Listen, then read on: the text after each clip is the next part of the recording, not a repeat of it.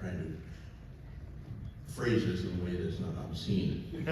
Fury, you know, George R. Martin blasts Tolkien, George R. Martin attacks Tolkien, George R. Martin, you know, destroys Tolkien. Owns Tolkien. Tolkien is the most influential writer in my life. I had a lot of writers who influenced me, and you know, I read when I was younger, and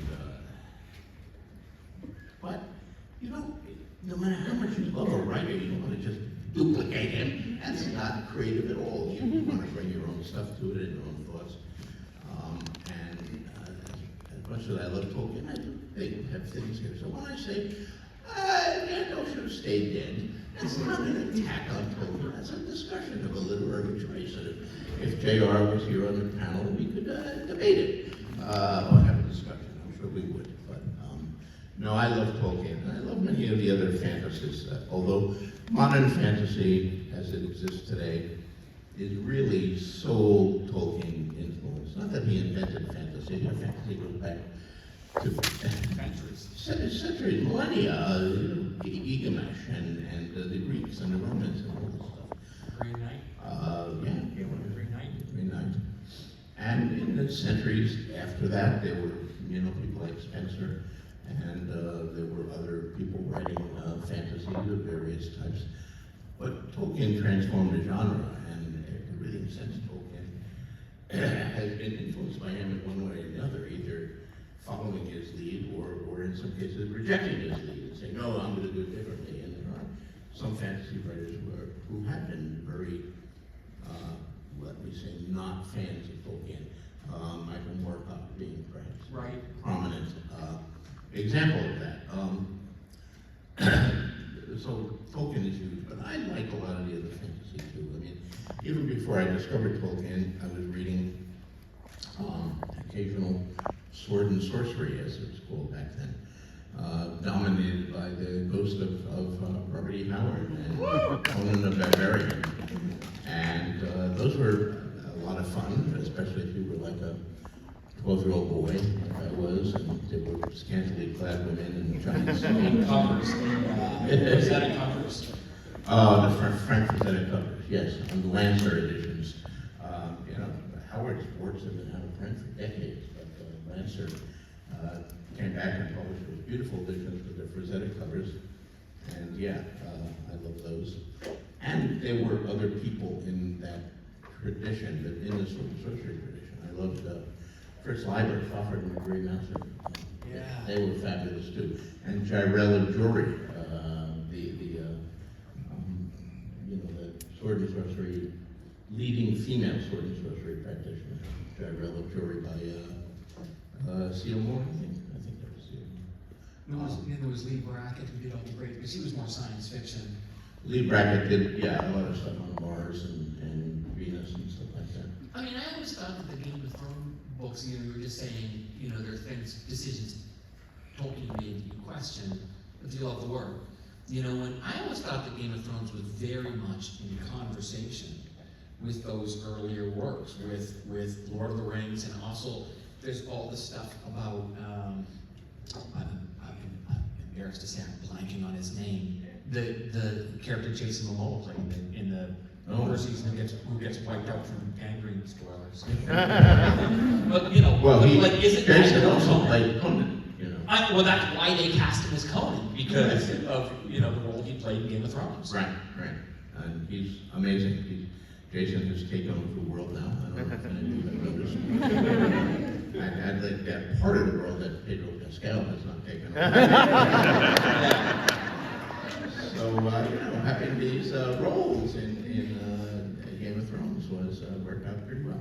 But so who are the other writers that you think, it was Tolkien, it was Robert E. Howard, who else are you sort of, because I feel so much of Game of Thrones is sort of circling back to inspect those earlier fantasies and say, well, maybe it would have been more like this, given the way people given the way people are, given the way what we know about history. A lot of people will talk about, someone who's known as a fantasist, as I seem to have become now, being influenced by previous fantasy writers, and most notably Tolkien or Howard or something. But in my case, there's a lot of other influences. First of all, This is the New York City Comic Con, by the way.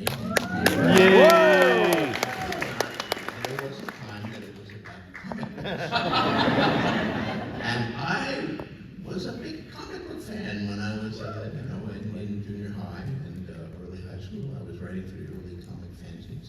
And I came to the first New York City Comic Con, 1964. One afternoon in Greenwich Village. Who were the guests? Well, the guests, that was interesting. Believe it or not, they couldn't get any of the really well-known writers and editors to come at that thing. We had a few guests who were artists who, from the Golden Age, who I didn't really know, because by then we were well into the Silver Age. But Stan Lee, he didn't come himself, but he sent his secretary.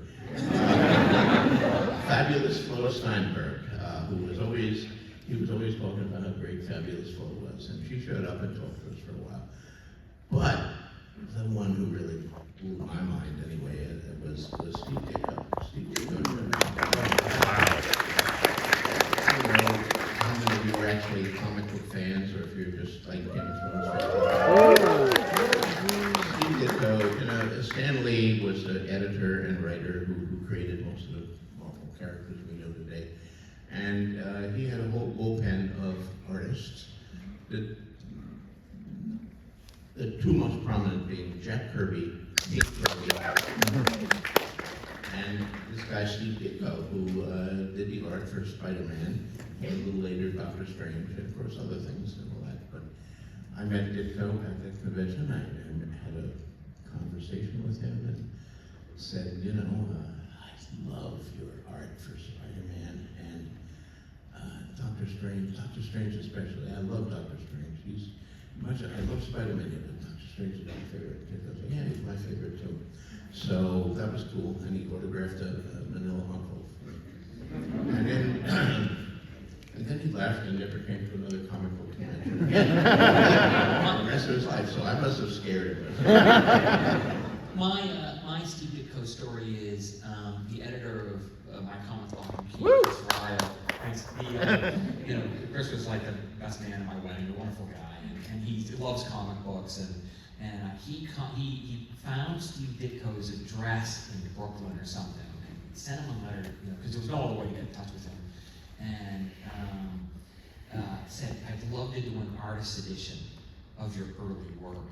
And he waited months to hear something back, and eventually he got a letter from Steve Ditko, and he opened it with trembling hands, and in it was a sheet of paper with one sentence scrawled on it, never contact me again.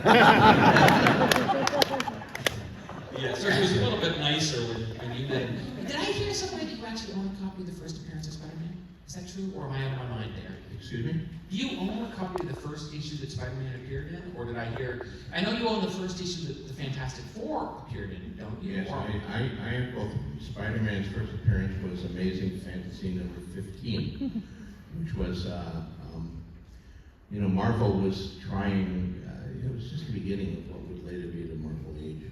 And Marvel, for years, hadn't published any superheroes, so they actually, if you trace the history of their company, you go back to the Golden Age, and they were a company called Timely, and they had their own heroes, but all of the superheroes kind of died in the late 40s or the 50s, and then you got the era of the crime comics and the horror comics. Yeah.